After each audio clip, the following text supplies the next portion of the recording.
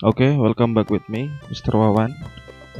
Kita akan belajar lagi tentang seni budaya dan prakarya, khusus untuk kelas 6 ya. Bertemu lagi di channel YouTube sekolah kita, Sekolah Dasar Fransiskus II, tempat kalian menyaksikan dan tempat kalian bisa belajar materi-materi sekolah melalui YouTube dengan berbagai gaya, kadang live, kadang offline, ya kadang-kadang seperti siaran seperti ini ya. Oke. Kemarin kalian sudah belajar tentang musik dan beberapa saat yang lalu juga sudah belajar tentang tari. Ada juga tari tunggal ya. Tari kreasi daerah dan tari tunggal. Oke, hari ini kita akan mempelajari unsur-unsur tari dan juga mempelajari tari berpasangan, tari daerah yang berpasangan ya.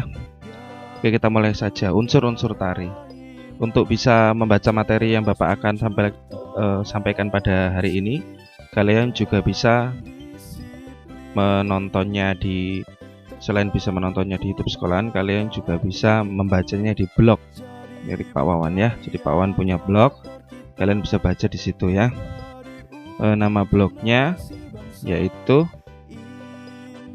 Sekolah Seni Budaya dan Prakarya kelas 6, nama blognya ya. Seni Budaya dan Prakarya kelas 6.blogspot.com. Nanti akan terbuka seperti ini, kalian bisa lihat materi-materi SBDP ada di sini semua. Jadi kalau kalian mau PTS atau mau ulangan, baca di sini ya. Materinya bukan jawabannya ya. Materinya ada di sini. Oke. Kita akan belajar hari ini unsur tari dan tari daerah berpasangan. Tari memiliki banyak unsur ya. Kemarin media tari yang utama yaitu tubuh, gerak tubuh. Jadi media tari itu ya macam-macam. Bisa ada yang menjawab pertunjukan dan lain-lain sebagainya, yaitu media tari juga. Tapi media yang paling utama, kan soalnya media yang paling utama kemarin ya. Media yang paling utama itu ya gerak tubuhnya, itu utama ya dari tari yang pokoknya. Oke.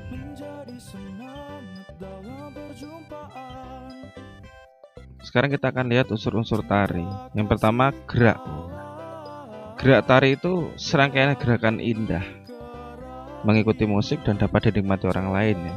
Sama seperti definisi tari itu sendiri, yaitu gerakan yang selaras dan juga bisa dinikmati ya. Selaras maksudnya apa? Selaras dengan musik atau pengiringnya ya.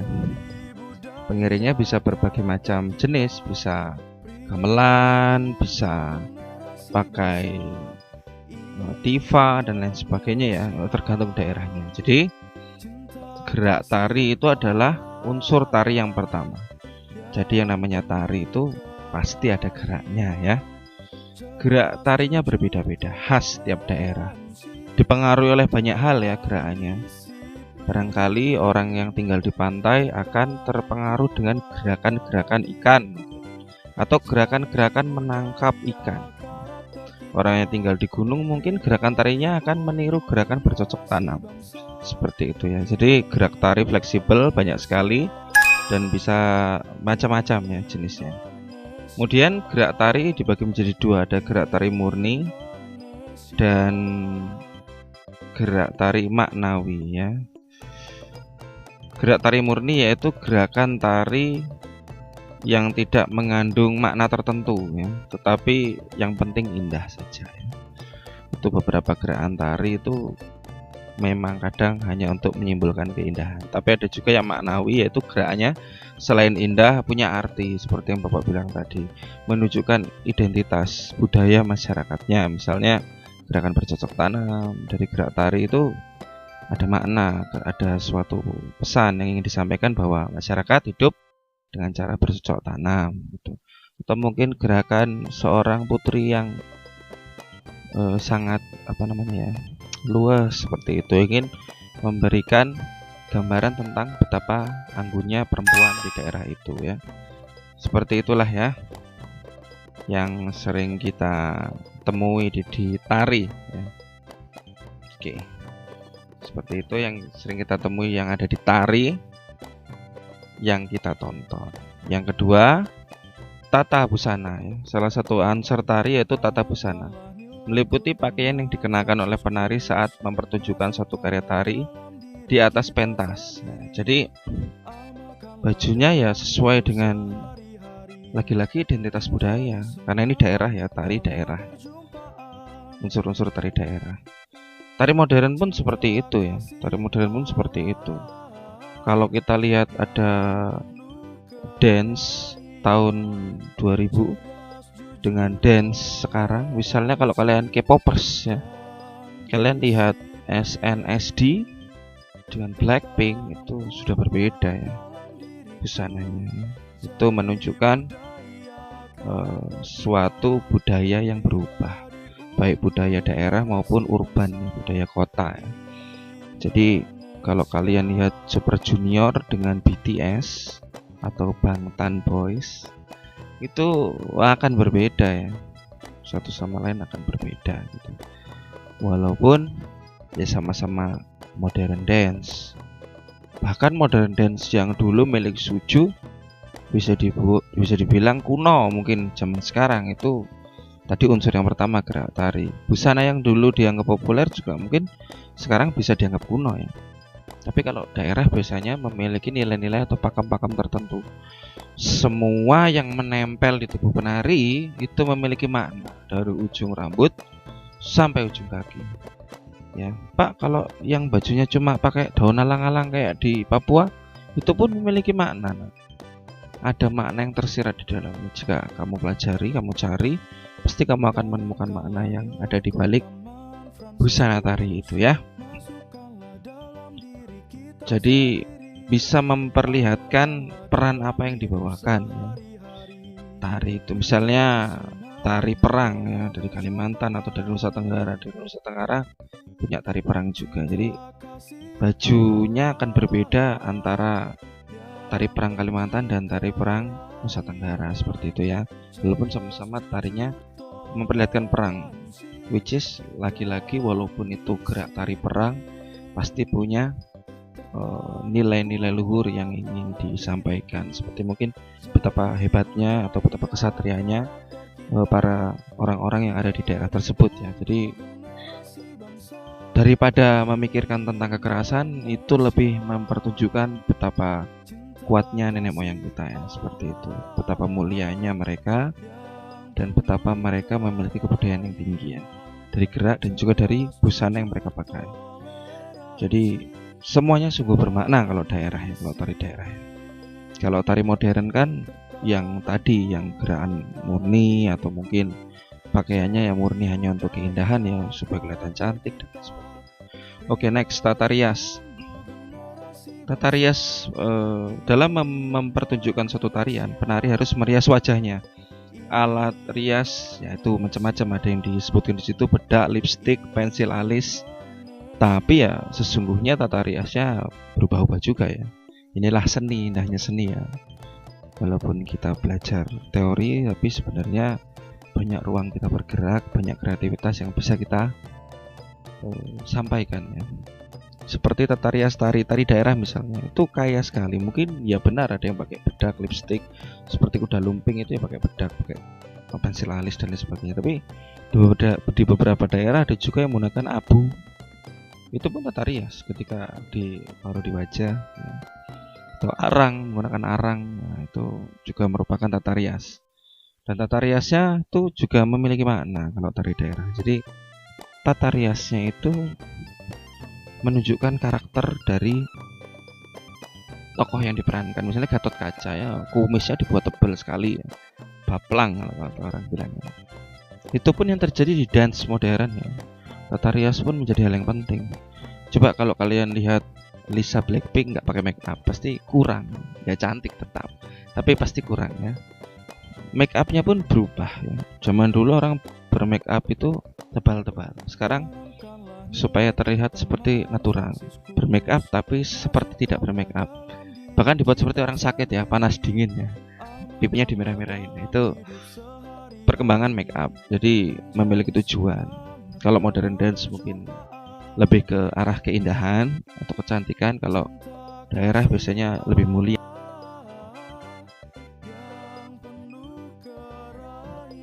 Oke, selanjutnya iringan tari ya. Iringan tari merupakan bunyi-bunyian untuk mendukung suasana penampilan tari. Iringan tari dapat berupa permainan alat musik atau yang lainnya. Jadi kalau kalian menyimak penjelasan Pak Wan kemarin, yang digunakan untuk mengiringi tari itu bisa banyak hal. Alat musik dari mulai yang paling lengkap seperti gamelan, ya, gamelan yang komplit. Ada juga yang cuma pakai kendang, pakai jimbe atau tifa. Kemudian ada juga yang cuma pakai gerakan tubuh seperti tari zaman, cuma pakai tepuk tangan saja ya, dan mungkin ada tambahan rebana ya. Ada juga yang menggunakan hanya hentakan kaki seperti itu. Tapi itu semua bunyi-bunyian pengiring tari ya, yang digunakan untuk mengharmonisasikan tari. Bahkan ada juga yang pakai suara dari mulut ya. Jadi sambil bernyanyi, orangnya sambil bernyanyi misalnya, atau sambil wululululu gitu ya. Jadi itu pun iringan ya. Misalnya ada yang menari tari tertentu sambil mengiringinya dengan lagu tertentu, dengan nyanyiannya pun itu juga merupakan pengiring tari ya. Pengiring tari ini penting karena untuk mengharmonisasikan gerakan penari dan supaya terasa lebih indah. Kenapa lebih indah? Karena selain dimanjakan dengan visual yang kita lihat, kita juga dimanjakan dengan suara atau audio yang kita dengar ya. Selanjutnya ada properti tari ya. Properti tari ini adalah peralatan atau alat-alat yang digunakan oleh penari. Di sini kita bisa lihat kuda lumping ya. Alatnya, propertinya kudanya itu ya, kuda lumping. Zaman dahulu dibuat dari anyaman bambu atau rotan. Zaman sekarang Pak Wan lihat banyak sekali yang berbeda. Ada yang menggunakan kulit sintetis, ada yang menggunakan plastik, ada yang menggunakan kain. Jadi bahannya sudah tidak nurut pakemnya lagi mungkin. Itulah yang disebut dengan kreasi ya, karena itulah seni, memiliki banyak ruang untuk kreasi. Tari daerah sendiri Pak Wan udah bilang, yang murni adalah yang sesuai pakemnya segalanya ini. Dari mulai tata rias, busana, peralatan, gerakan, musik semuanya. Kalau bahkan tempatnya, kalau pakemnya tepat, baru itu tari daerah. Tapi kalau ada kuda lumping diiringi dangdut, nah, itu sudah pasti tari kreasi ya. Bahkan properti tari kadang jadi nama tarinya. Ada tari kipas karena penarinya bawa kipas. Ada tari lilin karena penarinya bawa lilin. Ada tari piring karena penarinya bawa piring. Ada tari payung karena bawa payung dan lain sebagainya ya. Itu bukan hanya menunjukkan keindahan, lagi-lagi tari yang bersifat daerah budaya itu selalu memberikan kekayaan pengetahuan kepada kita. Itu merupakan kode-kode ya, sejarah ya. Misalnya tari piring. Ketika kita belajar ternyata tari piring itu dibuat sekitar tahun 1800 sekian dan sudah ada tari piring, kita jadi tahu bahwa masyarakat Minangkabau atau Padang, karena tari piring dari ini ya, dari daerah Minang, dari ranah Minang. Jadi kita tahu bahwa mereka sudah mengenal piring. Ya kalau tidak ada piring, tidak ada tari piring. Jadi ada banyak kode-kode kebudayaan yang bisa kita dapatkan. Lanjut, tempat pertunjukan. Tempat pertunjukan tari juga bisa di banyak tempat. Di sini Bapak perlihatkan taman budaya yang ada di Lampung. Tapi tetap dia butuh tempat, karena tari sendiri gerakan ya, orang mau bergerak itu butuh ruang ya. Entah tempatnya sempit maupun luas ya. Sebagai contoh yang seperti ini, tempatnya ada yang berupa panggung terbuka seperti di sekolah-sekolahan ya. Lagi-lagi inilah faktor kreasi dari tari. Tarian yang dibawakan di keraton kalian bisa pelajari dari sekolah. Kalian tidak perlu pergi ke keraton untuk belajar tari-tarian yang sifatnya di keraton pusatnya ya. Atau tari-tari tertentu kalian tidak harus belajar di tempat orang yang berbudaya itu. Misalnya kalian belajar tari Siga Penghuntan, kalian nggak perlu ke Kesultanan Lampung ya. Tidak perlu ke sana, kalian bisa belajar dari sekolah-sekolah. Bahkan mereka yang mau datang ke sini ya. Jadi, tempatnya pun bisa fleksibel sekarang. Tempatnya bisa berupa panggung terbuka, misalnya di sekolah kalian. Perpisahan itu sering kan kalian lihat dance ya. Entah itu kreasi ataupun modern. Ada juga panggung tertutup seperti ini, seperti taman budaya, di mana kalian ketika masuk dan menonton harus membayar. Ada juga yang di ruang-ruang terbuka, ini modern. Karena pengiring tari yang audio itu semakin mudah diakses dan tempat semakin banyak, jadi sekarang kreasi tarinya bisa di mana saja. Contohnya ketika kalian menonton ada yang cover dance BTS di Transmart misalnya, atau kemarin Bapak lihat ada di Cafe Abnormal ya. Di Cafe Abnormal kemarin ada yang cover dance BTS juga gitu. Jadi tempatnya sudah sangat fleksibel, audio mudah diakses, visual, make up bisa dijangkau ya. Jadi tempat pertunjukan bisa di banyak tempat, bisa di panggung terbuka, panggung tertutup, di aula, di gedung, di hotel, bahkan di tempat-tempat umum. Street dance di tempat-tempat umum. Kalau sekarang yang lagi ngetren cover dance, oke. Nah, sekarang kita masuk ke tari daerah berpasangan. Seperti namanya, menurut Kementerian Pendidikan dan Kebudayaan, tari berpasangan itu yang pertama dilakukan 2 orang penari. Yang namanya berpasangan masa sendiri. Ya, yang namanya berpasangan itu pasti 2. Baik berlawanan jenis maupun sejenis. Jadi ada tari berpasangan yang laki-laki dengan perempuan, ada yang laki-laki dengan laki-laki, perempuan dengan perempuan ya. Tergantung tarinya apa ya. Gerak tari saling mengisi satu sama lain hingga tercipta gerakan yang harmonis. Jadi gerak 2 penari itu tidak gerak sendiri-sendiri, dia geraknya saling mengisi. Nah, itu bedanya dengan tari tunggal yang kemarin kita bahas. Tari tunggal itu mereka bergerak dengan pakemnya masing-masing ya. Jadi ketika ada 100 orang menari tunggal di satu ruangan, tidak jadi tari kelompok, dia jadinya tari tunggal massal ya. Kemudian selanjutnya gerak tari berpasangan menitik beratkan interaksi kedua penari serta keselarasan gerak penari. Jadi ada interaksi, misalnya para penari saling bertatap-tatapan. Bahkan di beberapa tari ada ekspresi tertentu, misalnya perempuannya marah atau laki-lakinya marah, atau kedua-duanya terlihat saling mencintai ya. Seperti itu. Jadi itulah ekspresi dalam tari yang ada ya. Dengan demikian, ciri yang selanjutnya, geraknya lebih variatif daripada sendirian. Jadi gerak tari berpasangan yang sekali lagi karena lebih banyak orang berpasangan, gerakannya akan lebih variatif daripada tari tunggal. Misalnya di tari itu ada gerakan tos ya. Nggak mungkin tos sendiri, itu namanya bertepuk sebelah tangan. Kalau tos sendiri ya. Jadi kalau gerakan tos pasti berdua ya. Saling menatap ya pasti berdua, masa menatap sendiri.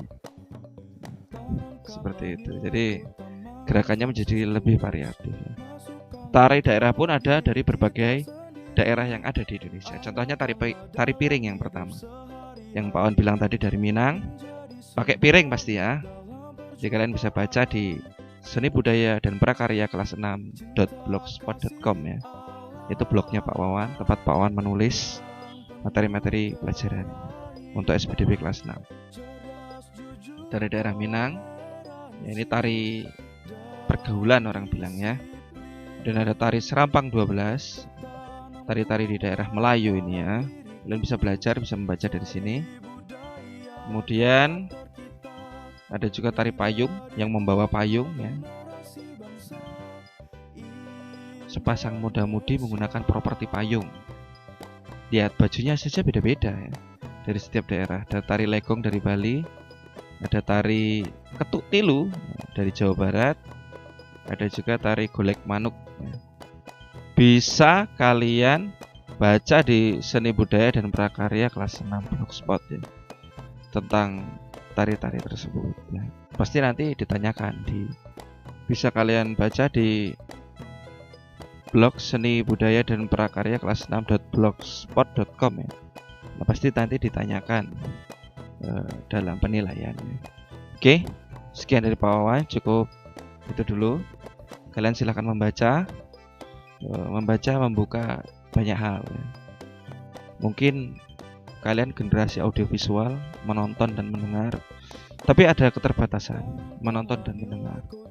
Di saat tidak ada listrik, di saat jauh dari jangkauan teknologi, di saat rusaknya sistem komunikasi, HP kalian rusak, habis kuota, laptop kalian rusak, ya bukulah sumber segala ilmu yang bisa kalian baca dan kalian gali ya. Oke, sekali lagi Pak Wan ingatkan, yang pertama, patuhi orang tua dan guru ya. Jangan melawan orang tua, jangan melawan guru ya. Seperti itu. Jadi ingat, kebiasaan buruk yang kalian lakukan selama 21 hari akan menjadi habit ya, menjadi kebiasaan kalian. Jangan dibiasakan ya. Yang kedua, tetap disiplin, kerjakan tugas sesuai waktunya, kumpulin sesuai waktunya. Selanjutnya, tetap jaga kesehatan, tetap jaga protokol 5M, memakai masker, mencuci tangan, menjaga jarak, menjaga kerumunan, dan mengurangi mobilitas ya. Dari itu, dari Pak Wawan, terima kasih atas perhatiannya dan salam FM.